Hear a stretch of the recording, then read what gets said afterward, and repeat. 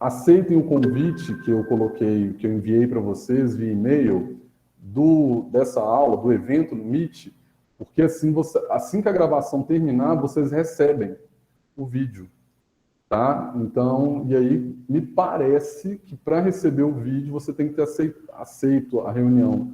Não sei se só participando da reunião ele chega para vocês. Se chegarem, ótimo, né? Fico muito feliz por isso. Se não, depois vocês deem uma olhada, eu enviei o e-mail para todos que estão na lista de chamada. Mais uma vez, se tiver alguém que não recebeu o e-mail meu convidando para esse evento no Google Meet, me envie um e-mail, que aí eu faço o convite manual. E aí, para as pessoas que confirmam, né, normalmente já vai a gravação da aula, que é outra forma também de poder rever e assistir aí o conteúdo que foi apresentado, né, na aula. E aí, nessa aula de hoje, a gente vai dar um saltozinho aí, relativamente pequeno dentro da escala do tempo, e a gente vai falar sobre a teoria das relações humanas. Mais uma vez, né, a bibliografia que a gente vai estar usando é a bibliografia recomendada pelos coordenadores da disciplina, né, então, a Introdução à Administração do Maximiano e Teoria Geral da Administração do Chiavenato. Para começar essa nossa aula de hoje, pessoal, eu queria estar colocando essa questão problema para vocês aí, ó. Será que você teria mais rendimento se onde você trabalha, o seu gestor, né, parasse de te ver apenas como uma máquina e passasse a te ver como um ser social, participante das decisões organizacionais? Ou seja, né, será que você produziria mais? Será que você conseguiria realizar mais ações e, de repente, né, aumentar, quem sabe, até a sua produção? Então, vamos pensando sobre isso. A teoria das relações humanas, ela tem, assim, basicamente um caráter, né, de fazer com que haja essa humanização, né, que é a humanização dos trabalhadores, dos funcionários, daqueles que compõem a estrutura da empresa, tentar olhá-los um pouco menos aí como máquina, como a gente pôde ver que Weber, né, a teoria burocrática de Weber, ele falava um pouco disso, que os trabalhadores, os seres humanos, né, que estão por trás das organizações, eles são imparciais, eles têm que ser, né? Eles têm que ser imparciais, eles não podem demonstrar sentimento, eles têm que trabalhar de tal hora a tal hora, meio que forçando a barra no sentido de que ficasse quase que mecânico, né? Uma ótica um pouco mecanicista do trabalho aí, pensando no Estado, pensando nas empresas. E a teoria das relações humanas, que é um pouco depois aí do pensamento de Weber, ela vem para tentar quebrar com isso, falando, não, opa, talvez se a gente humanizar um pouco esses sujeitos, esses atores sociais aí que personificam, né, as instituições, a burocracia, pode ser que a gente consiga outros resultados benéficos, tanto para a empresa ou propriamente para o Estado. Então, o objetivo de aprendizagem dessa aula, né, seria o quê? Identificar as origens e o contexto no qual surgiu a teoria das relações humanas, né, deslocando essa ênfase na estrutura e nas tarefas para a ênfase nas pessoas, mostrar um pouquinho, e eu vou passar um pouco, né, sobre a experiência de Hawthorne, né, e quais foram essas conclusões aí dessa experiência, mostrar a preocupação psicológica e sociológica quanto à influência, né, massificante da civilização industrial sobre o ser humano e o papel da administração nesse aspecto, e, por fim, identificar a concepção de administração a partir de uma nova concepção da natureza do ser humano, que é esse homem social, esse homem que, de repente, a gente está um pouco mais próximo dele, ou não. Né? Então, vamos falar um pouquinho do contexto histórico, né, de quando essa teoria, a teoria das relações humanas, ela estava sendo pensada, o que estava acontecendo no mundo, né?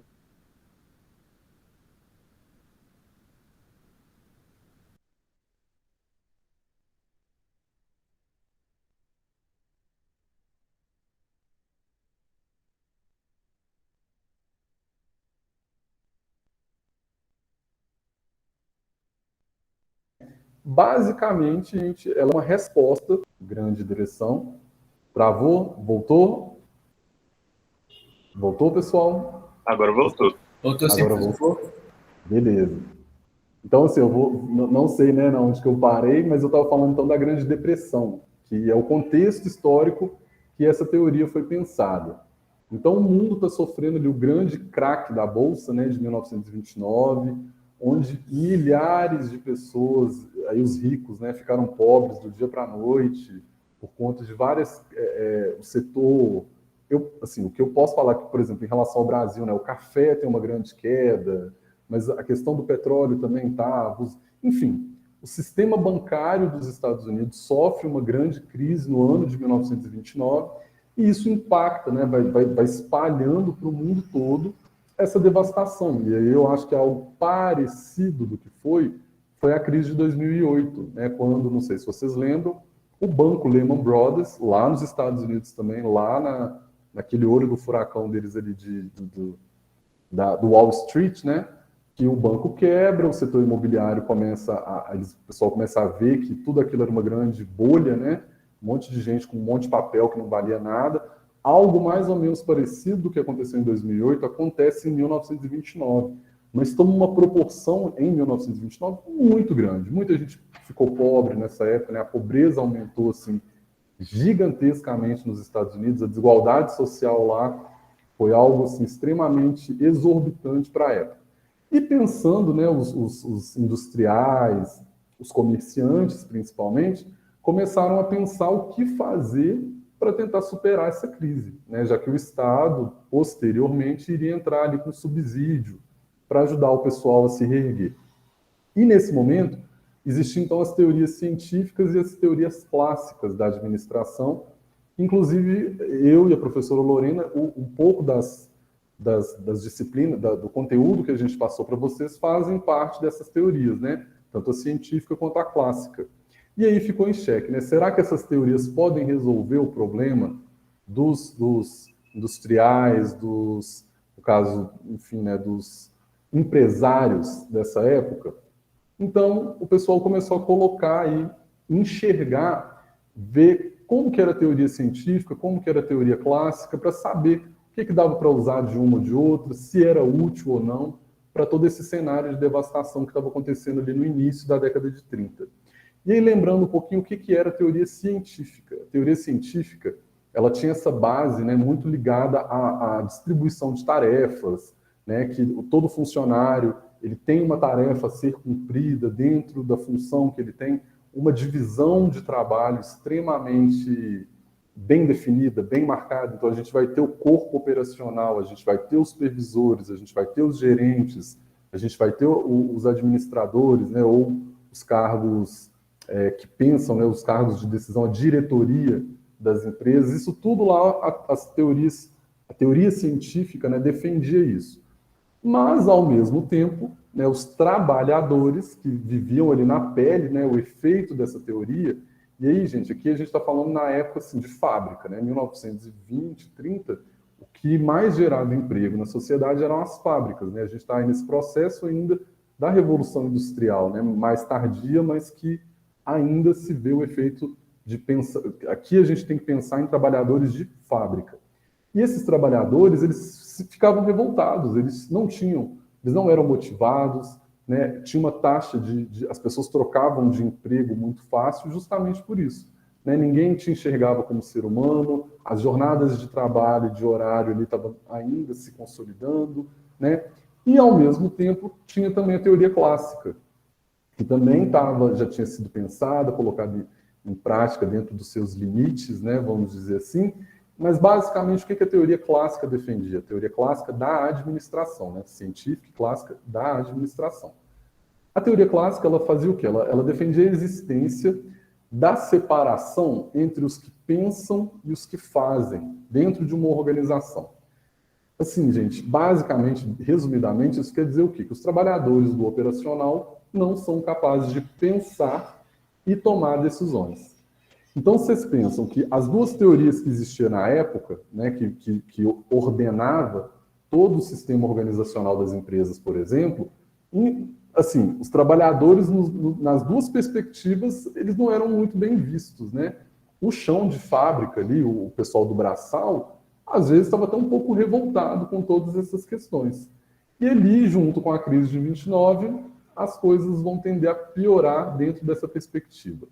Então, vêm-se as críticas à abordagem científica. Lá nos Estados Unidos, a gente está ainda, né, lá nos Estados Unidos, os trabalhadores e os sindicatos começaram a se organizar e pensar, né, interpretar novas formas de administração, fazendo crítica a esses modelos de administração científica, né, que assim ficava parecendo que era um meio sofisticado, mas que na verdade só explorava o trabalhador. Então verificou-se que a administração ela se baseava, no caso, né, a teoria da administração científica verificou que ela se baseava em princípios inadequados ao estilo democrático de vida americana. Lembrando aqui que os Estados Unidos têm uma forma de pensar a democracia, né, o direito do indivíduo, um pouco diferente daqui no Brasil. Tanto que faz com que alguns movimentos sindicais, de organização, funcionem um pouco diferente nos dois países. Mas, como isso é a base, né, por isso que eu estou colocando aqui dos Estados Unidos, mas pode-se dizer que isso ainda não estava acontecendo no Brasil, né, dadas as características de como o Brasil era nessa época. Né, a gente ainda era um país muito agrário nessa época de 1930. Né, a gente não tinha ainda começado a nossa industrialização. Então, vamos focar lá nos Estados Unidos. Então, outra crítica, no caso da abordagem clássica, é que essa teoria pretendeu desenvolver uma nova filosofia empresarial, né, uma civilização industrial, no qual a tecnologia e o método de trabalho fossem a preocupação básicas do administrador, do cara que ficava lá na salinha dele pensando, e que, na verdade, a gente sabe que, enfim, né, os trabalhadores estavam sendo explorados lá no chão de fábrica, na linha de produção, né, tanto que tem a pesquisa do Hoxie, que foi um alerta à autocracia do sistema de Taylor. Aí, o sistema de Taylor é lembrar um pouquinho lá da aula da professora Lorena, né, que ela explica o Taylorismo, mas uma pesquisa do senador Hoxie nos Estados Unidos, ele percebe que os trabalhadores não estavam muito satisfeitos com as práticas tayloristas, né, que o pessoal estava percebendo que eles estavam sendo muito explorados e recebendo relativamente pouco. Né, e aí que chama esse espírito, o espírito democrático dos americanos, meio que fez com que, opa, vamos tentar mudar isso aí, porque do jeito que está, não está legal. E em decorrência dessas críticas, surge então uma galera que começa a pensar, né, para evitar até mesmo uma revolta por parte dessa população relativamente expressiva, né, os trabalhadores são a maior força, né, dentro da população. Então o pessoal começa a pensar novas teorias, e aí a teoria das relações humanas nasce, né, então ela nasce da necessidade de corrigir a tendência à desumanização do trabalho com a aplicação de métodos científicos e precisos. Então, junta um pessoal, começa a pensar ali metodologias, formas, né, de aplicar novos modelos que vão romper com os modelos anteriores da teoria clássica e da teoria clássica e da teoria clássica e da teoria científica. Então, esse pessoal junta por quê? Porque do jeito que estava, iria acontecer provavelmente um motim, uma rebelião. Quando que surge, então? Né? Quais são as origens dessa teoria?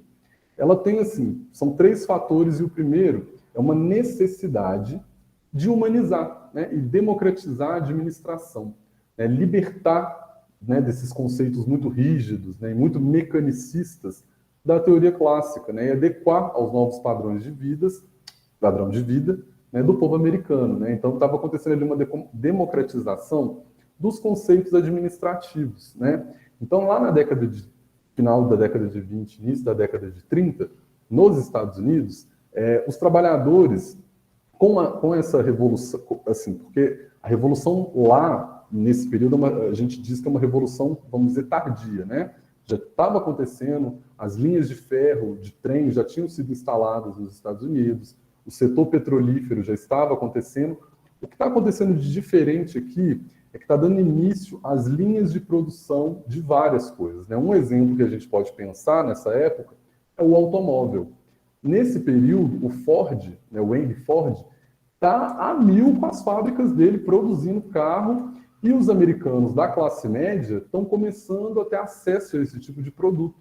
Está se popularizando. Aí entra o carro, o rádio, móveis mais, vamos dizer, um pouco mais chiques, né? Móveis mais bem trabalhados. Então, os produtos, né? A grande maioria dos produtos que estavam disponíveis no mercado americano, a classe média começa a ter acesso. E a classe média, a maioria dela era composta por esses trabalhadores. Então, o pessoal agora está começando a ter essa noção de consumo, né? Que se eu consumo, se eu tenho acesso a consumir um produto, né, dentro dessa lógica, a minha vida está melhorando em qualidade. Então, é mais ou menos isso que está acontecendo aqui. Então, esse novo momento, o pessoal está pensando uma teoria que possa pegar esse cara, esse trabalhador, na verdade não tinha tantas trabalhadoras na época, né? Mas assim, o trabalhador e a sua família, para poder trazer para ele também. Ele vai ter acesso a essas teorias que ele pode aplicar até mesmo dentro da casa dele. Um segundo ponto é o desenvolvimento das ciências humanas, né? Então, em 1920, a gente já sabe que muitas das teorias humanas que a gente tem já são concebidas nessa época, mas é tentar trazer isso para a relação com a administração, né? Antes ela era muito exata, muito cartesiana, muito matemática. Então, o pessoal precisou de trazer um pouco dessa humanização para poder encaixar nas novas teorias, para ver se conseguia melhorar a condição dos trabalhadores. Então, até mesmo a psicologia vai entrar, né, dentro dessa nova construção para que ocorra, né, essa crescente influência intelectual para facilitar a aplicação, né, basicamente para as organizações industriais das teorias. E aí as ciências humanas, né, elas vieram a demonstrar a inadequação dos princípios da teoria clássica, né? Então, assim, só reforçando mesmo que o que o pessoal tinha escrito antes pode ser que não seja mais válido para os tempos que eles estavam vivendo. E o terceiro e último ponto das origens, né, seriam os ideais da filosofia pragmática, né, do John Dewey, e da psicologia dinâmica de Kurt Lewin, que são fundamentais para o humanismo na administração. A gente vai ver um pouquinho mais deles em outras aulas, mas basicamente um dos principais teóricos, né, é o Elton Mayo, né? Ele é o fundador dessa escola. Então, ele é o fundador da escola das relações humanas, né, dentro da administração. É esse senhor simpático aí que tem a fotinha dele, né, Jorge Elton Mayo. Ele viveu de 1880 a 1944. Ele era psicólogo, ele era australiano, ele não era americano, mas viveu muito tempo nos Estados Unidos, professor, sociólogo e pesquisador das organizações.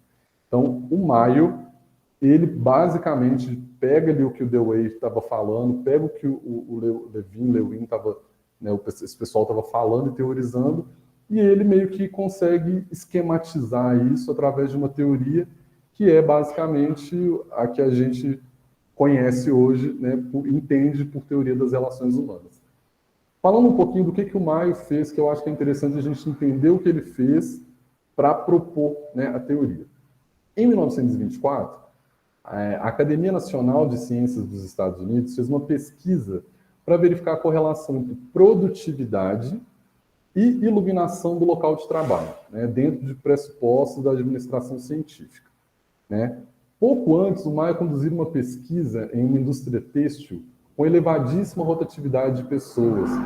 Assim, se vocês pensarem que existe uma rotatividade de 250% ao ano, é pensar que a pessoa que entrou no início do ano, ela não ficaria no final. Trocava tanta gente que é como se quem entrasse em janeiro saia em julho, quem entrasse em agosto saia em novembro e ainda entraria alguém em dezembro. Só para vocês entenderem como que a rotatividade, as pessoas estavam exigentes, vamos dizer assim, dentro dos postos de trabalho que elas gostariam de trabalhar, né? E aí o Mayo, que eu não vou ficar lendo não, mas em resumo seria o quê? Ele tentou fazer um teste onde ele colocou dois grupos de uma empresa separados, e aí ele fez um controle, né? Que seria um controle? Você coloca todo mundo na condição ideal e fica só observando. Então, se a janela sempre ficava aberta, a janela vai ficar aberta. Se tiver um bebedouro lá, o bebedouro vai continuar lá, e é isso aí, a pessoa observa. O outro grupo foi o grupo analisado. E aí ele controlou algumas condições desse lugar. Desse grupo de que ele controla, né, as situações, ele mediu a intensidade, ele alterou a intensidade da iluminação. Então, dentro de uma jornada de trabalho de 8 horas, ele abaixava um pouquinho a luz, de 2 em 2 horas, aumentava a frequência, tipo assim, passava um pouquinho de tempo, ele aumentava a frequência da luz e ficava observando o pessoal trabalhar, para ver que efeito que a iluminação ia fazer dentro desse grupo. No final, gente, é muito interessante isso, ele percebeu que não tem relação. A luz não fazia a menor diferença se o pessoal ia produzir mais, se o pessoal ia produzir menos, porque tinham outros fatores que pesavam, muito mais que a luz. Por exemplo, o fator de como que eles se relacionavam entre eles. Quando a luz abaixava, se alguém ia ajudar o outro, se alguém comentava com o outro, olha, você reparou que a luz abaixou? E ali, esse tipo de papo, de diálogo, influenciava muito mais na decisão de produzir mais ou menos do que propriamente a luz, né? Que tipo assim, abaixou a luz, a gente vai produzir menos. Ele viu que não existia essa relação. Então ele falou, opa, a gente vai ter que propor outro tipo de experiência, porque a gente viu que fatores psicológicos também interferem ali na dinâmica desses trabalhadores. E aí é quando acontece o maior experimento, né, que ele tem, que é a experiência de Hawthorne, que é uma empresa de fabricação, me parece, de lâmpada. Era uma fabricação porque eu acho que é um produto que a gente nem tem hoje em dia mais, né? Mas é desse setor de lâmpada, iluminação, bobina, enfim. E era uma empresa onde majoritariamente trabalhavam mulheres. E aí, ó, em 27, o Conselho Nacional de Pesquisa, isso tudo, pessoal, o Estado americano, né, no caso aqui, o Conselho Nacional, tinha meio que bancado essas pesquisas para ele. Por quê? Eles precisavam de pesquisar novos modelos de teoria, porque eles estavam com medo de que as teorias anteriores não dessem mais certo e gerasse uma rebelião geral dentro dos trabalhadores nos Estados Unidos. E isso poderia impactar a economia deles, assim, de uma forma impensável. Então, o próprio Estado convocou aí os estudiosos, os cientistas, para poder pensar soluções. Então, nessa época, aí, o Conselho Nacional de Pesquisa iniciou essa experiência na fábrica, né, essa Hawthorne, da Western Electric Company, que ela era lá em Chicago, né, e ele queria, os estudiosos, avaliar qual que é essa correlação entre iluminação e eficiência dos operários medida por meio da produção.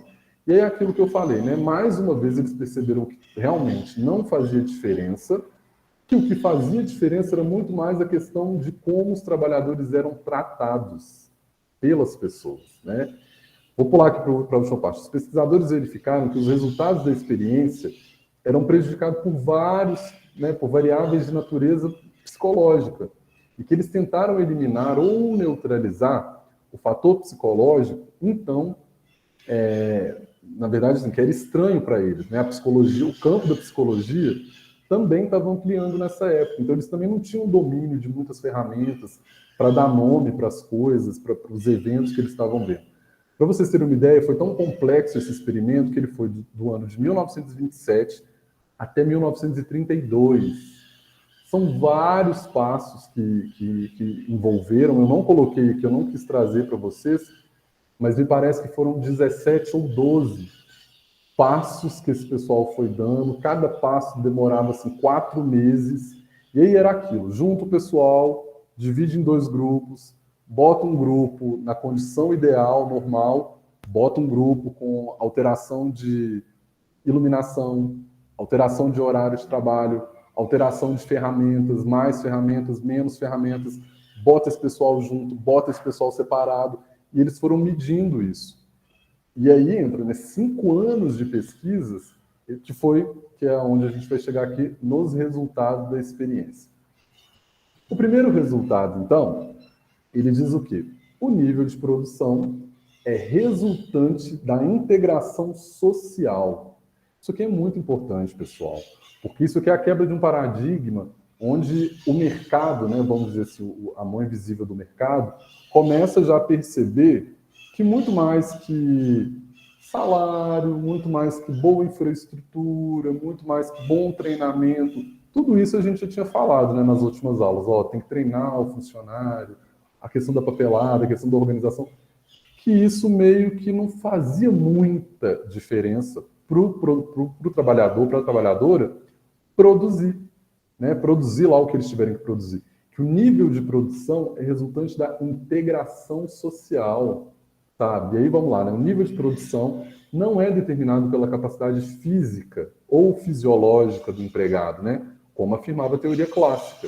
E aí, o que é isso? Né? Se o cara é grande, forte, ele tem que trabalhar carregando peso. Né? Por exemplo, se a mulher ela tem uma habilidade muito boa para trocar coisas, então ela vai ser colocada lá na esteira de montar o cabeçote do carro. Entendeu? Antigamente, nessa época, né? E até hoje um pouco, dependendo da empresa, né, pessoal? Era se dividido as funções pelos atributos físicos das pessoas, né? Que era o que a teoria clássica falava. E aí eles falaram, opa, isso não faz muita diferença, né? O que faz diferença, na verdade, é muito mais as normas sociais e as expectativas grupais. Isso que vai definir o nível de produção de uma equipe, né? É a capacidade social do trabalhador que determina o seu nível de competência e eficiência. E não a sua capacidade de executar movimentos eficientes dentro de um tempo estabelecido. Então, isso aqui já é uma quebra com o pensamento que o pessoal tinha até aquela época. A segunda observação que a experiência de Althorne pôde mostrar, né, através do Maio aí para a gente, é que o comportamento social dos empregados, né, ou do indivíduo, ele se apoia totalmente no grupo. Olha que bacana isso, gente. Isso é muito revolucionário para a época, né? Porque aí entra, demorou-se muito tempo para entender que o ser humano era um sujeito, um indivíduo que pensava, né, que tinha vontade, que tinha desejos e tal. Agora o pessoal já saltou para isso. Opa, além do ser humano ser isso, ele também interage com pessoas. Né? Ele faz trocas com essas pessoas e essas trocas que troca no sentido de conversa, né? Um bom dia, uma boa tarde, como é que foi seu final de semana, e aí e tal. Esse tipo de relação também faz diferença para o coletivo. E pensar que ninguém tinha falado isso até esse momento, e algo que para a gente hoje é meio que simples, né? A gente consegue imaginar o mundo empresarial, até mesmo a universidade. Né? Às vezes os trabalhos em grupos, estar dentro de sala de aula, embora vocês ainda vão ter um momento do presencial, vocês vão vivenciar isso. Mas voltando para cá, né? Então, no segundo ponto, os trabalhadores eles não agiam, né, ou não reagiam, ou não reagem isoladamente como indivíduos, mas como membros de grupos. Então, o cara que trabalhava lá na linha de produção, apertando o parafuso do carro, ele não era um apertador de parafuso do carro, ele fazia parte de uma equipe que naquele momento ali cuidava, sei lá, da lataria do carro. E ele sabia que ele fazia parte daquele grupo. Ele não era só o cara que apertava o parafuso. Ele compunha uma equipe, e essa equipe que tinha lá suas metas para serem alcançadas, né? E que a qualquer desvio dessas normas do grupo, o trabalhador ele sofria punições sociais ou morais dos próprios colegas, no intuito, né, de se ajustar aos padrões do grupo. Ou seja, eles observaram aqui que muitas das vezes não era necessário ter um gerente ou não era necessário ter um supervisor para chamar a atenção de um funcionário que às vezes estava ali, vamos colocar nos nossos termos de hoje em dia, né, morcegando, por exemplo, né, dando aquela relaxada no meio do horário de trabalho que não dá. Eles observaram que o próprio pessoal chamava ali a pessoa, opa, pega no tranco aí, meu filho, vamos lá. E isso é muito interessante, porque olha para você ver, né? É a ideia de que realmente é um grupo, é um coletivo, e as pessoas elas trabalham para obter juntos, né, o grupo, metas e objetivos. Então, isso também é muito inovador para a época. O terceiro resultado, né, que a experiência pôde proporcionar para eles e para a gente é a ideia de recompensas e sanções sociais. Né? Então, o comportamento dos trabalhadores ele está condicionado a normas e padrões sociais. Né? Então, os operários, por exemplo, que produziram acima ou abaixo da norma socialmente determinada, né? Eles perderam o respeito e a consideração dos colegas. Isso aqui é muito interessante porque vai muito naquele lugar, às vezes você tem um trabalho em grupo, e aí, gente, isso aqui é para a vida, tá? Quando eu estava montando essa aula aqui, eu lembrei que eu já estive no lugar onde vocês estão hoje, né? Que é a ideia de trabalho em grupo. Quando você tem um trabalho em grupo, por exemplo, para fazer uma apresentação, na maioria das vezes, a gente sempre vai ter aquela pessoa que faz muita coisa e pega o trabalho, já vai meio que fazendo, dando início nele, não sei o quê, e vai ter, às vezes, aquela pessoa que não vai fazer nada ou vai fazer pouquíssima coisa. Essas diferenças, né, olha isso, o resultado de um experimento de quase 100 anos já mostrava para a gente que isso, de certa forma, é meio que burlar o sistema e que não vai dar certo, né? Por quê? Porque a ideia é sempre que tudo seja distribuído de forma igual. Porque a pessoa, às vezes, que faz tudo, ela pode ser vista como, aquela pessoa ali está querendo pagar de sabidão, hein? Tá querendo... E quem não faz nada, o pessoal olha e fala, ih, aquele ali é folgado, ó, encostado, né, gente? E isso gera essa própria configuração negativa, né, dentro do meio, mas que isso tende a ser ajustado, né, dentro do campo do diálogo ali, que é o que eles perceberam. Que os operários, né, os operários preferiam produzir menos e ganhar menos, a pôr em risco suas relações amistosas com os colegas. Porque nesse contexto aqui, eles perceberam que aquela pessoa que às vezes conseguia produzir muito em pouco tempo, né, e que, de certa forma, ia tirar o grupo da média do grupo, né, porque essa pessoa ia produzir muito mais, e aí iam cobrar do grupo. Mas se um consegue, todo mundo tem que aumentar isso aí também. Eles perceberam que o próprio pessoal conseguia se auto-organizar. Então, às vezes, o cara que produzia muito, ele ia ajudar o cara que ia produzir pouco. Para na hora que o supervisor, na hora que o gerente chegasse, ele ia ver uma média ali. Olha que interessante. O último e quarto, deixa eu ver se é o último. Não, o penúltimo apontamento que a experiência de Wortel observou é que, enquanto os clássicos, né, os teóricos lá da teoria clássica de administração, se preocupavam com aspectos formais da organização, como autoridade, aí, ó, vamos ver se vocês lembram da última aula, né? Autoridade, responsabilidade, a especialização, os estudos de tempo e movimento, princípios gerais da administração e até a departamentalização, né? Para esses autores humanistas, né, esses já concentravam nos aspectos mais informais mesmo da organização, né?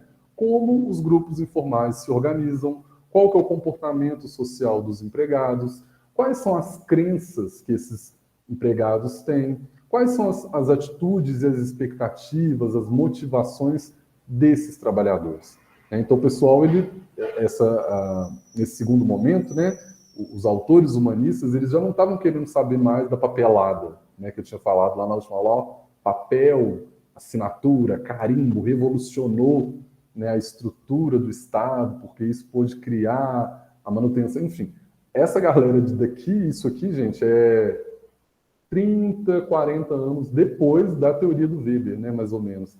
Então, assim, essa galera já queria romper com isso, já falou, ó, já foi isso aí, agora a gente precisa de olhar para o trabalhador, entender o que esse trabalhador está sentindo, querendo, porque se ele fica feliz, a nossa produção aumenta e a gente também fica feliz.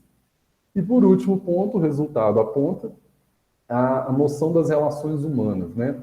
Então, no local de trabalho, as pessoas participam de grupos sociais dentro da organização e mantêm-se em constante interação social, né? Para explicar o comportamento humano nas organizações, a teoria das relações humanas passou a estudar essa interação social. Uma das últimas coisas que eu falei na última aula, dentro da teoria, né, que eu estava mostrando para vocês, era que o Weber, ele defendia meio que essa imparcialidade. Eu até comecei na aula falando disso, né, essa imparcialidade do trabalhador sobre o cliente, né, ou do funcionário público sobre o cidadão que vai ali buscar uma ajuda no Estado, né, não uma ajuda, mas vai resolver alguma questão burocrática, né, levar um contrato, enfim, pagar alguma dívida, e que isso era o ápice para eles, né? Pensar num cara imparcial, numa funcionária imparcial, e que aí entra, eu até tinha falado disso, nesse espaço de trabalho ninguém quer saber da sua vida, você não quer saber como que o outro está, ninguém entra na sua vida, você não convida ninguém para ir na sua casa, passar um final de semana, fazer uma festa, isso era lá. Aqui eles já falam justamente o contrário. O pessoal gosta de interagir, o pessoal gosta de encontrar no final de semana, o pessoal gosta de chegar no trabalho de manhã e ouvir o que está acontecendo na vida do outro, no sentido de preocupação, né? Criar laços afetivos. Então, o criar laço afetivo só vem aqui, 1920 para frente, né? Porque até esse momento o ideal era nem se bobear, não sei nem o nome desse cara que está aqui do meu lado trabalhando. E isso, mais uma vez, é revolucionário para a época. Só tinha um último, na verdade são vários pontos, são 7 pontos, eu achei que eram 5. E aí, ó, o 6º ponto do resultado da experiência, e aí, mais uma vez, esse material é do Chiavaneto. Eu ia pegar o do Maximiano, mas do Maximiano iam ser, acho que 20 pontos. Aí eu peguei o do Chiavaneto, que era 7, e estou tentando passar aqui para vocês, até para encurtar também o conteúdo, né? Mas que e aí entra, espero que vocês estejam entendendo do que a gente está falando aqui. E aí, o 6º ponto que a experiência lá na fábrica, que durou 5 anos, né, trouxe para esses pesquisadores aí e tudo mais, é a importância do conteúdo do cargo, né? Então, a especialização não é a maneira mais eficiente de divisão do trabalho, né? Embora não tenha se preocupado com esse aspecto, né, o Maio e seus colaboradores verificaram que a especialização proposta pela teoria clássica, né, ela não cria a organização mais eficiente. Olha, outro termo que aparece aí, que provavelmente vai ser questão de prova, hein? Estou falando, estou dando dica para vocês, né? Que é essa questão da eficiência, né? O que eles observaram é que os operários trocavam na de posição para variar e evitar monotonia, né? Contrariando a política da empresa. E aí entra a autonomia do trabalhador, né? Vou trazer um pouquinho para a nossa realidade aqui do agronegócio. Eu já tive a oportunidade de ir para uma fazenda no Mato Grosso do Sul, em 2020, para participar de um estágio lá com um período X de tempo. Quando eu fui para lá, tinha os operadores de máquina, né, os tratoristas, enfim, o pessoal que pilotava os implementos, e tinha também o pessoal do operacional, vamos dizer assim, né, que era quem preparava os equipamentos, preparava as caudas e tudo mais. E aí, quando eu cheguei lá, o pessoal me explicou, ó, aqui é dividido as funções, mas você tem que saber fazer tudo.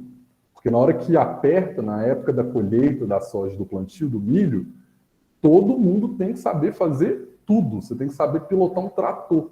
E na época, né, eu nunca tinha dirigido um trator, eu sabia dirigir carro, mas nunca tinha dirigido um trator. E aí, pessoal, no meu primeiro dia, meu treinamento foi aprender a dirigir um trator. E eu não dirigi um, eu dirigi 4 tratores. Porque o pessoal já foi me explicando, ó, esse aqui é diferente daquele ali por conta disso, e você tem que saber dirigir todos. Então, assim, né, só para contextualizar, que aí entra para a área que vocês estão escolhendo, para quem não for para esse setor mais administrativo e quiser ir também para um pouquinho da prática, né, já fica a dica. Nas fazendas mesmo, né, os funcionários fazem meio que de tudo. O pessoal vai dirigir trator, tem que saber preparar as caudas de aplicação, tem que saber fazer as coletas de soja, do milho, as análises, e aí se alguém do agronegócio quiser descer, né, para esse setor mais agronômico, já se prepare. Mas o pessoal da experiência de Walter já tinha falado sobre isso. Ó. Então, embora, né, não tenham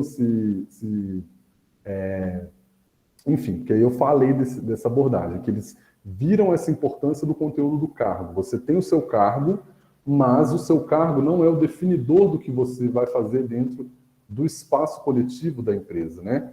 Pode ser que você exerça outras funções, principalmente nesse sentido. Quando o meio percebe que, às vezes, a pessoa está ociosa lá fazendo nada, vem para cá, ajuda a gente, me ajuda aqui a resolver outras questões para a gente conseguir acelerar aquilo que a gente precisa de entregar. E o último ponto da experiência foi a ênfase nos aspectos emocionais, né? Então, para fechar com chave de ouro aqui, os elementos emocionais, os não planejados, né, e irracionais do comportamento humano, eles merecem a atenção especial dessa teoria das relações humanas, né? Por quê? Porque daí a denominação de sociólogos na organização, peraí, pessoal, calma, que eu atropelei a frase, né? Então, o pessoal percebe, né, a necessidade de se analisar esses elementos emocionais que eles aparecem tanto fora do planejamento, como também, às vezes, de uma forma até irracional, né? Essa questão do mudar a sua função para poder ajudar o grupo. Às vezes, inesperado, isso acontece, ou até mesmo essa relação do próximo ali do horário de lanche, todo mundo vai sentar, vai conversar, vai falar um pouquinho da vida de um, do outro, e ali, né, vão surgir as intimidades, vamos dizer assim, as fofocas e tal, e que isso tudo não é controlado. Isso aí acontece organicamente, porque são seres humanos e que estão dentro de um contexto. Por mais que a empresa fale assim, proibido, sei lá, fique em silêncio durante o lanche. Pessoal, não vai ficar, né? Embora a organização pode colocar uma placa lá sei lá, no restaurante deles ou enfim, no almoxarifado para falar para o pessoal não conversar. Não vai ter efeito, né? O pessoal vai conversar, o pessoal vai, porque isso é o ser humano, é a subjetividade, né? E aí, falando um pouquinho agora, porque aí a partir desses então o Maio e a sua equipe, né, percebe esses 7 pontos, fala, ó, então o que o pessoal até agora falou da teoria clássica, da teoria administrativa, a gente da teoria das relações humanas, a gente vai começar a ir por um outro lado. A gente vai querer sim entender quem é esse cara, o que ele pensa, o que ele quer, porque se a gente consegue entender para atender a demanda dele, automaticamente a gente converte isso em produção, lucro, né? Mas vamos lá, o que esses estudos deles ajudaram para o campo da psicologia, né, a se expandir? Principalmente esses 2 pontos que eu trouxe aqui, ó, o estudo da personalidade do trabalhador e do gerente, né, isso virou uma demanda, né? As pessoas, elas precisam, as pessoas assim, né, os administradores dessa época, eles passaram a ver que isso era muito importante. Não, peraí, o que alguém está estudando aí sobre o meu trabalhador, sobre o meu gerente? Que características o gerente tem que ter? Entendeu? O que características, lógico, né, psicológicas, emocionais, porque as outras características funcionais, isso sempre foi colocado. E um outro ponto, o estudo da motivação e os incentivos do trabalho e da liderança. Então, o pessoal sai agora desse lugar de pensar, vamos pensar quanto que eu tenho que ter de capital de giro para comprar minha matéria-prima, o pessoal antes estava nesse lugar, né? Os administradores das empresas. Agora os administradores das empresas vão para um outro lugar. Espera aí, agora eu preciso de pensar também o que motiva o meu funcionário. Motivar o meu funcionário é aumentar um pouquinho ali o salário dele? Sei lá, gerar um bônus para quem produz? Isso tudo entra na conta, né? Isso sai de algum lugar. Mas, de certa forma, as empresas começaram a ver que esse era o caminho, se eles quisessem, por exemplo, né, diminuir a rotatividade dos funcionários. Em período de crise, funcionários exigentes, né, por mais que a crise, querendo ou não, também fazia com que as pessoas procurassem emprego. Mas não sei se vocês sabem, os Estados Unidos, nessa época, ele tem um plano, não lembro se é plano Marshall, enfim, mas só para vocês entenderem o que estava acontecendo lá dentro dessa perspectiva. Para ajudar a recuperação dos empregos dos trabalhadores nessa época de 1930 para frente nos Estados Unidos, eles criaram, olha isso, o Estado criou uma política de infraestrutura onde contratava pessoas para furar buracos na rua e contratava pessoas para tapar os buracos que as outras pessoas tinham furado na rua. Isso só para gerar emprego, só para gerar trabalho. Então, automaticamente, também, por mais que estava tendo escassez de emprego num lado, estava acontecendo uma certa demanda por emprego também estava acontecendo, que dava para os trabalhadores meio que esse direito deles escolherem. Eu quero trabalhar aqui, eu quero ir para esse lugar, essa empresa aqui está me valorizando mais, essa empresa aqui... O Elias está comentando que parece a prefeitura da minha cidade. Mas, Elias, muita cidade faz...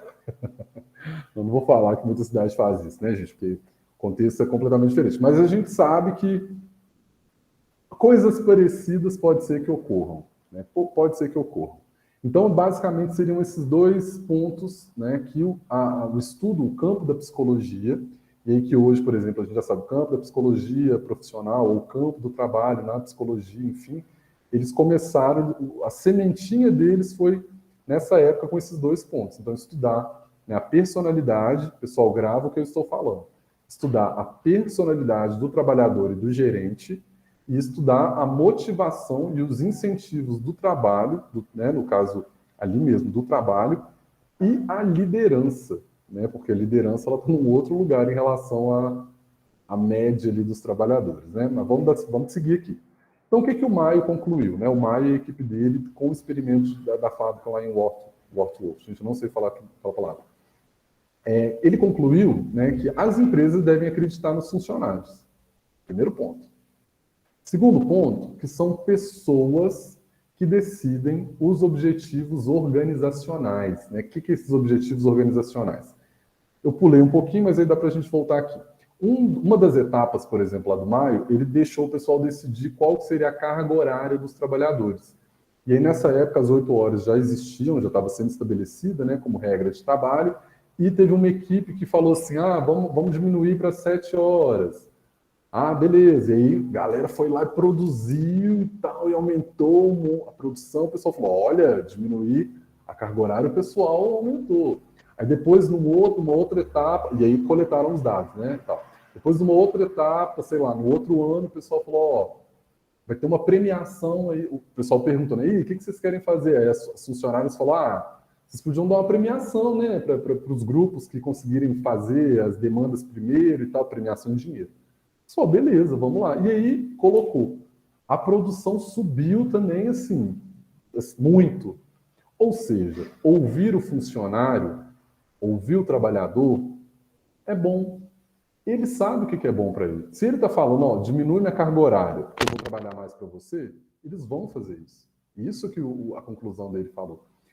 Tanto que tinha uma que eu achei muito interessante, porque não era comum ter horário de lanche, né, horário pausas de lanche, ou seja, não é horário de almoço tinha, mas horário para o lanche, não existia isso. Né? Então, você tinha esse horário de almoço, pronto.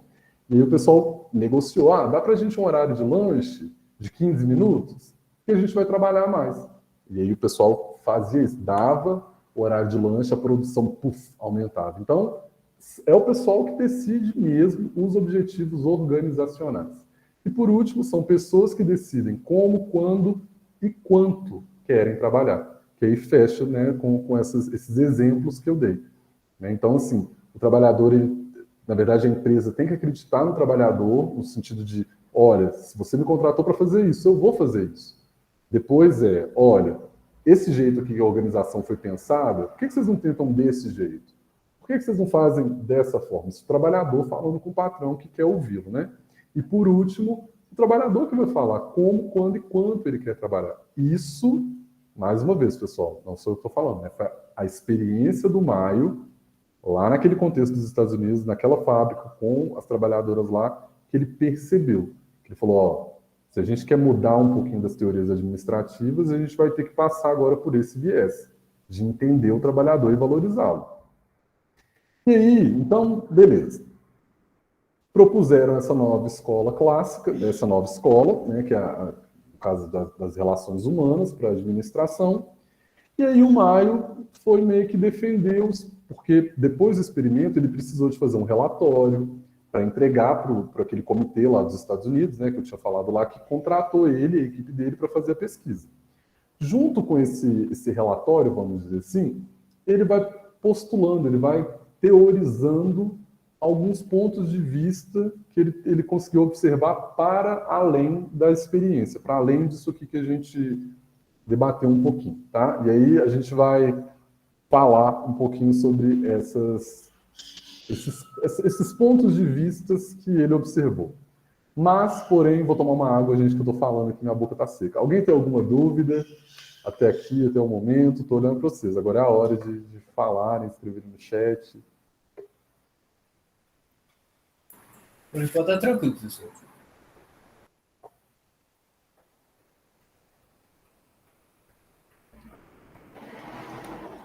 Espero que os ruídos externos eles vão melhorar, pessoal. Vou comprar outro fone.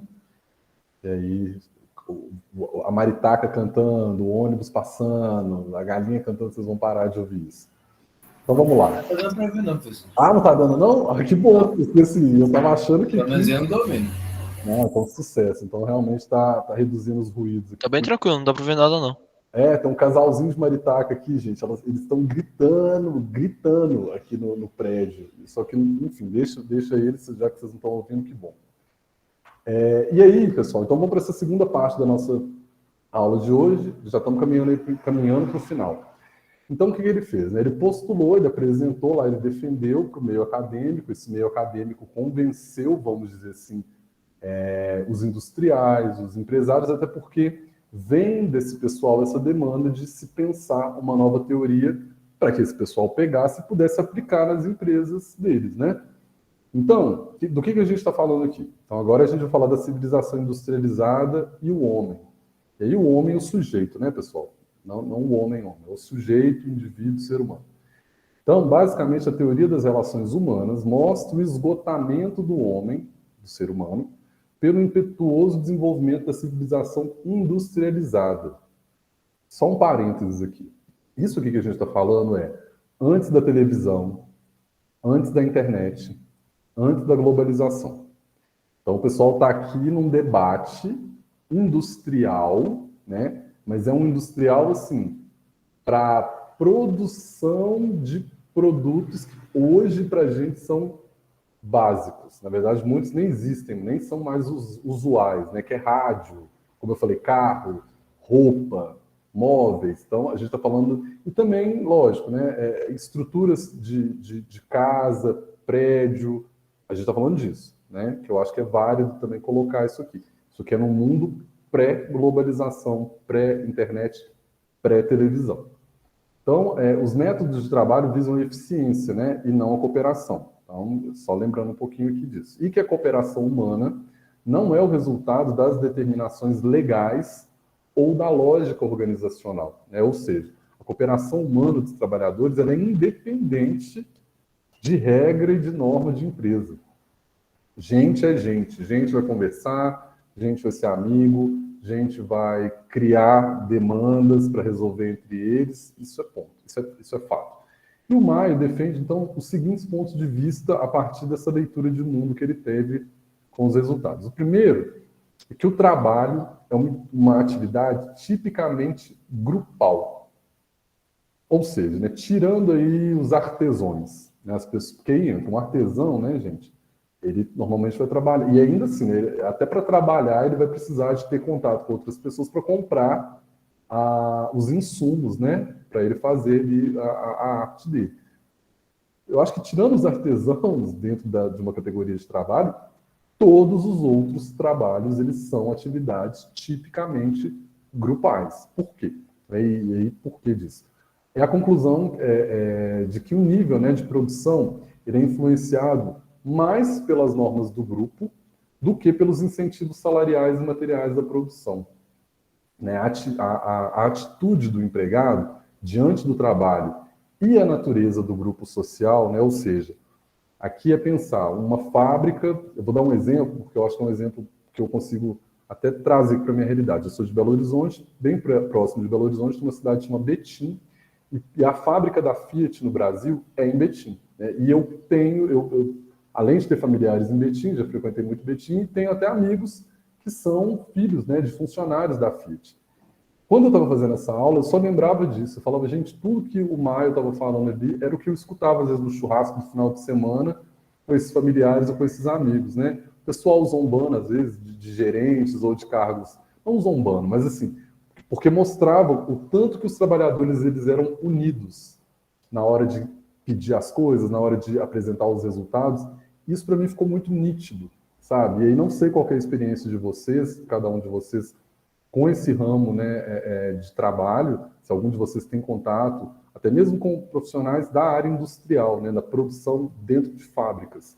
Mas, pelo jeito, continua a mesma coisa, né? Que a atitude do empregado diante do trabalho, né, e a natureza do grupo social do qual ele participa, são os fatores decisivos da produção, visto greve, né, que a gente sabe que por muito tempo, muitas greves que aconteciam, era a forma que o pessoal conseguia para aumentar salário, para, sei lá, ter direito a plano de saúde, plano odontológico. Então, basicamente, esse primeiro ponto que o Maio estava querendo falar para a galera. Ó, eu teorizei isso aqui, mas eu estou colocando isso aqui para vocês. Ó. O primeiro ponto é que o trabalho é uma atitude tipicamente grupal.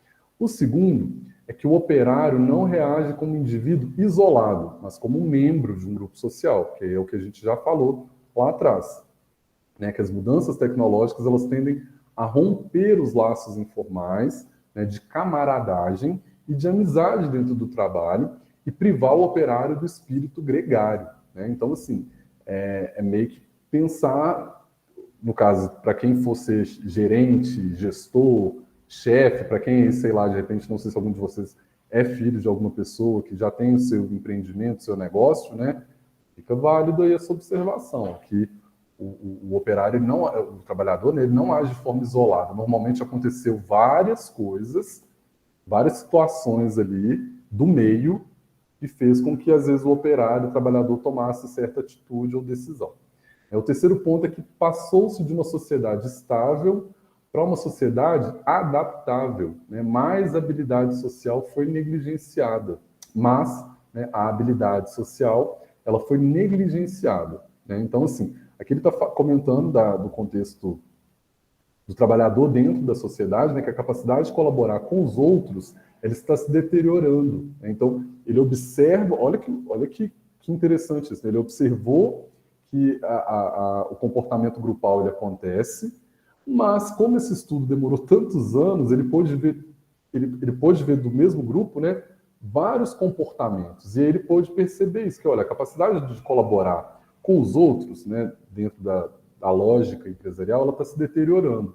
Então, aspas, né, somos tipicamente competentes como nenhuma outra idade da história o foi. Esse momento da época dele era o momento que a gente estava no ápice da competência, né? E combinamos isso com um total de incompetência social.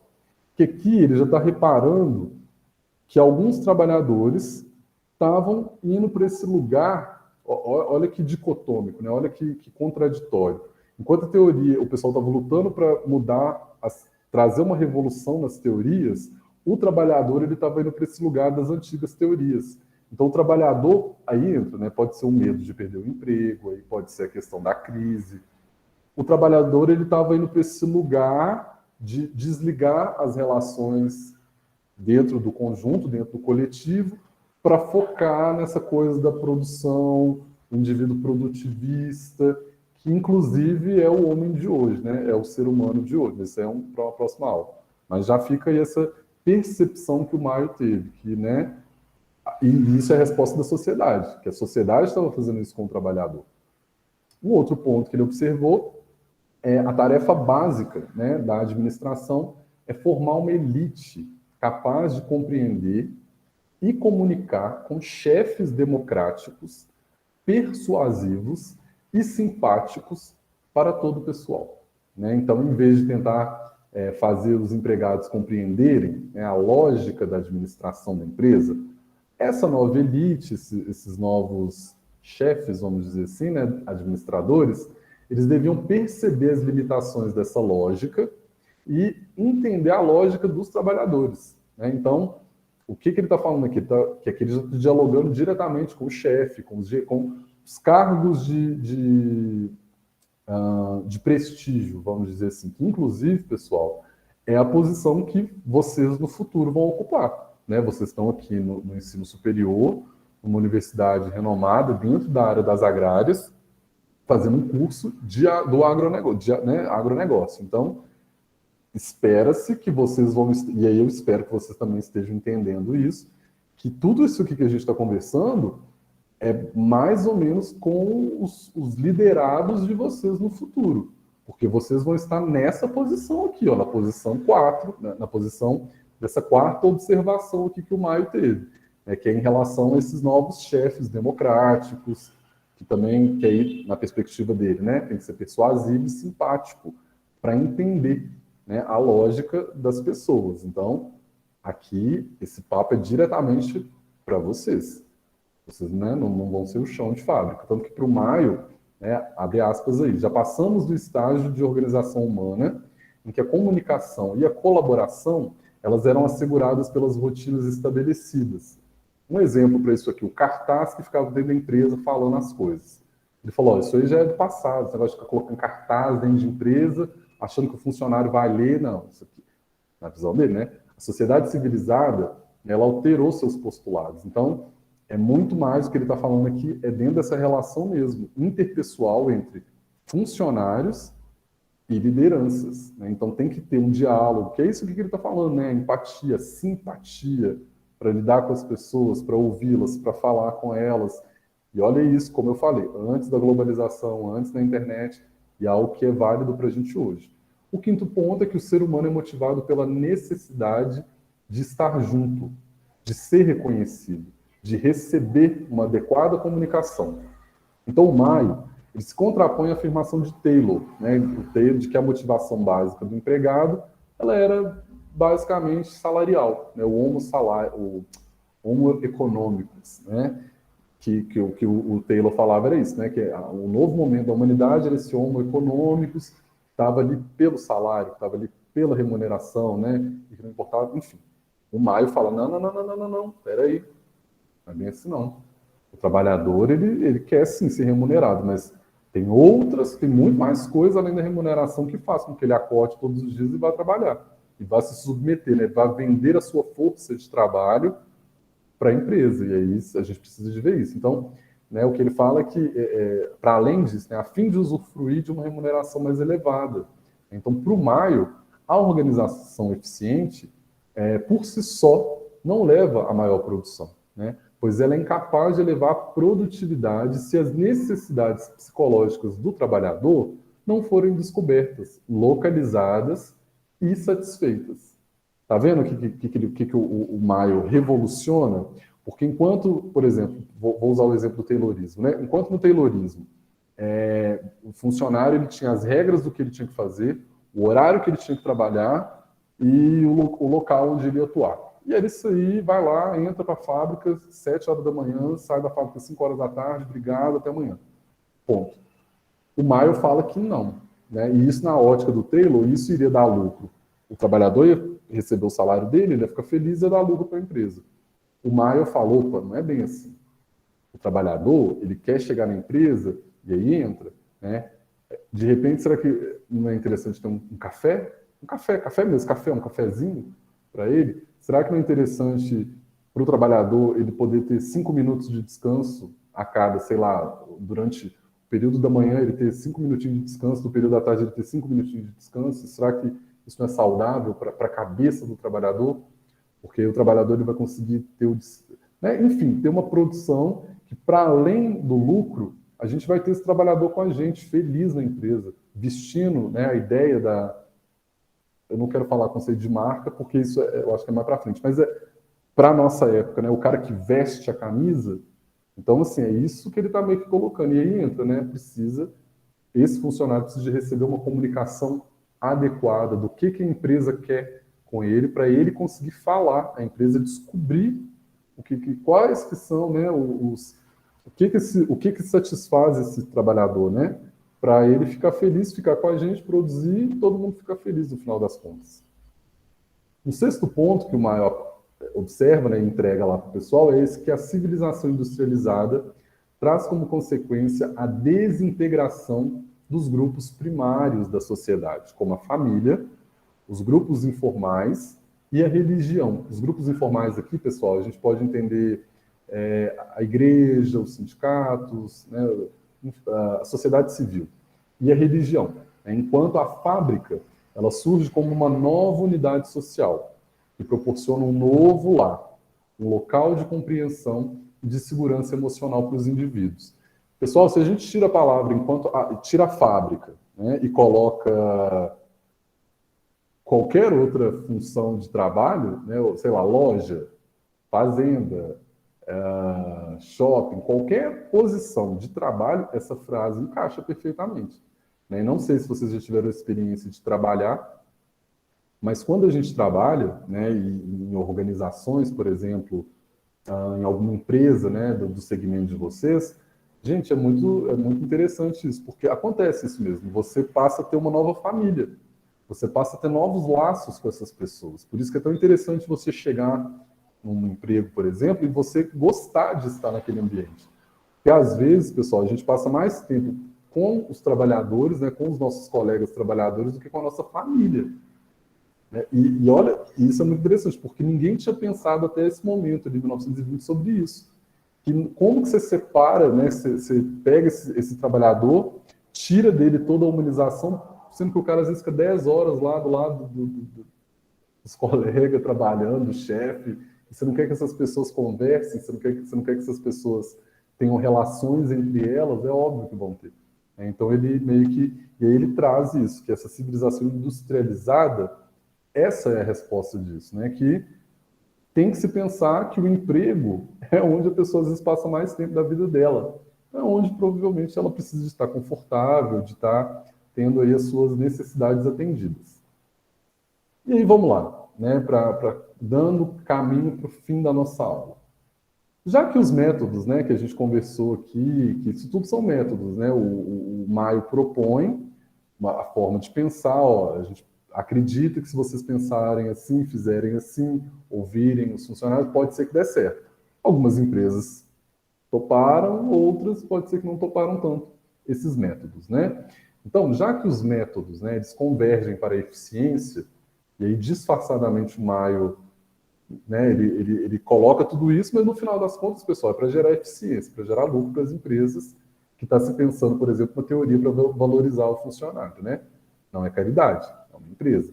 Então, né, que convergem para a eficiência e não para a cooperação humana, e muito menos para objetivos humanos, há um conflito social na sociedade industrial, que é essa sociedade que o Maio coloca aí para a gente.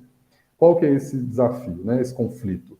A incompatibilidade entre os objetivos organizacionais da empresa e os individuais dos empregados, né? Ambos nunca se darão muito bem, né? Principalmente quando a preocupação exclusiva com a eficiência, produção, né, produtividade, sufoca o trabalhador.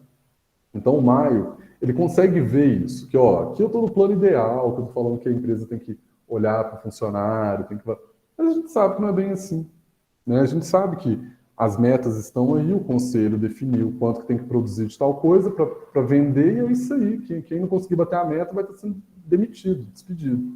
Ele sabe disso, ele está colocando isso aqui para a gente. Mas, porém, entretanto, o conflito social é o germe da destruição da própria sociedade, para ele, né? Tanto que para ele, abre aspas, o conflito é uma chaga social e a cooperação é o bem-estar social. Então, tá vendo? Ao mesmo tempo que ele consegue ver que vai existir essa diferença, né, nunca isso vai estar em pleno equilíbrio.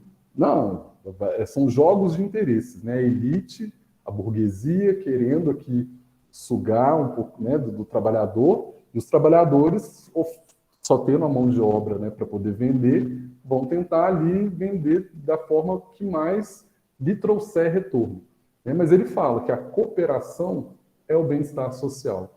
E essa cooperação vai ser tanto intragrupo, né, entre os trabalhadores e entre os chefes, os patrões, como também entre quem entra, né? A empresa é a materialização dessa tentativa desse bem-estar social entre trabalhadores e chefes, né? Tanto que a gente vive isso até hoje. A gente está dentro de um modelo de sistema onde as empresas funcionam, né? A gente sabe que tem diferença. Às vezes o patrão está querendo pagar um pouco menos, o funcionário está querendo receber um pouco mais, porém, entretanto, todavia, funcionou ou está funcionando, né? Não sei se está funcionando, porque a gente vive dentro de um modelo que é meio complicado, que é o neoliberalismo. Mas, entretanto, que mais para frente a gente conversa sobre isso. Mas o que foi pensado há quase 100 anos atrás era para isso estar dentro dessa ótica de organização. Então, pessoal, vamos lá, né? Encaminhando aqui. A experiência da fábrica lá em Warthorne, né, ela promoveu uma nova literatura e novos conceitos sobre a administração, né? Então, esse Reutersberger e o Dixon, né, dois relatores da pesquisa, né, eles conceberam a fábrica como um sistema social. Então, para eles, né, para esses dois, a organização industrial, a fábrica, tem duas funções principais: produzir bens e serviços, função econômica que busca equilíbrio externo, gravem isso, tá? Gravem isso. E distribuir satisfação entre seus participantes, função social que busca o equilíbrio, né, interno da organização.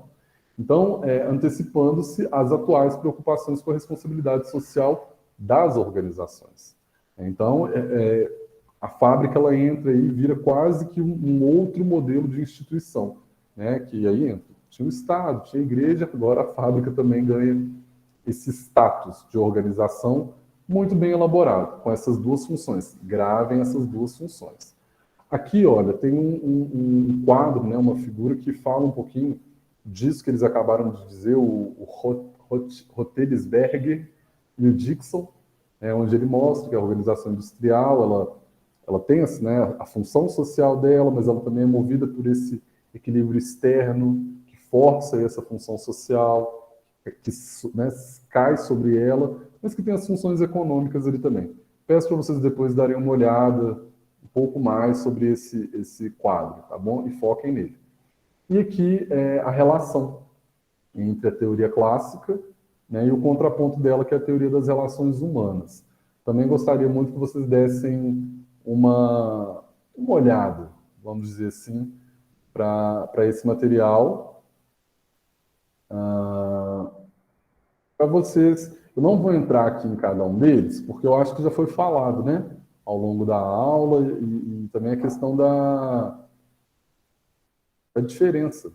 Essa diferença, eu fui tentando falar, contar para vocês, para manter o ritmo da aula. Mas fica a dica aí que esse gráfico e o outro, confiram, estudem ele, usem ele para poder estudar e sanar as dúvidas de vocês. Pessoal, até aqui, alguma dúvida?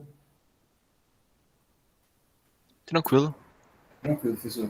Tranquilo? Disponibilizei para vocês a chamada no chat, né? Então respondam aí para mim, por gentileza. E se não tiver dúvida, aí entra, né, aquilo que eu falei, eu estou observando aqui agora, que eu estou vendo que tem mais gente do que a última vez que eu falei, né? Então, para quem não estava no início da aula, eu comentei a questão se vocês quiserem pegar, receber o vídeo dessa gravação, aceitem o convite do Google Meet, que eu fiz para vocês via e-mail, que eu acho que automaticamente, assim que pegar a gravação do Google Meet, chega para mim, chega para vocês também. Uma forma de poderem assistir a aula de novo, né? E que sempre vai ter aula síncrona às terças-feiras e assíncrona nas quintas-feiras, que vai ser um texto, um vídeo e o textinho. Provavelmente eu vou sempre estar cobrando mais coisas das aulas assíncronas, para saber se vocês estão lendo os textos que eu estou dando. Entra, gente, é texto curto, de 1 a 2 páginas só, configura. E para a prova, aí já vai ser o conteúdo mesmo das aulas aqui síncronas. Então, toda vez que eu falar alguma coisa, gente, grava isso aqui, gente, foca nisso aqui. Eu estou dando uma dica. Pessoal, no mais é isso. Obrigado aí pela participação de cada um de vocês. E até semana que vem. Agradecido. Valeu, professor. Até mais. Até Até a próxima, professor. Obrigado. Tchau, tchau. Professor. Valeu. Falou. Opa, professor. Oi. Cara, uma pergunta de um assunto fora um pouco da aula. Você comentou sobre o projeto da Grande Depressão nos Estados Unidos para aumentar o emprego. Uhum. Existe algum estudo que fala sobre, tipo, falta de os trabalhadores da época sentem falta de propósito, já que, tipo, você literalmente está trabalhando em tampar buraco que foi aberto, ou abrir um buraco que vai ser fechado, sabe? Existe algum estudo que fala sobre esse sentimento de falta de propósito, alguma coisa assim?